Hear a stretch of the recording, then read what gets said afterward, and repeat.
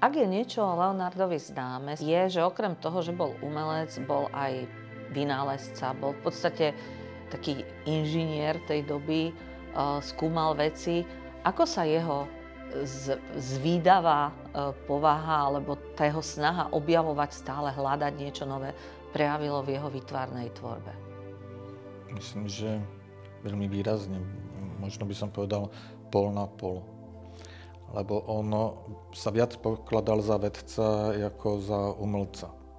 A ten umelecký jazyk bol len spôsob, ako zobrazovať niektoré tie svoje vynálezy a tak ďalej. A s tým, že bol vyškolený ako maliar, sochár, možno aj hudobník, tak vlastne tie svoje vedecké poznatky vkladal do toho umenia, vymýšľal rôzne druhy hudobných nástrojov, robil sochu, jazdeckú sochu vojvodu Františka Sforzu, ktorá mala mať 9 metrov.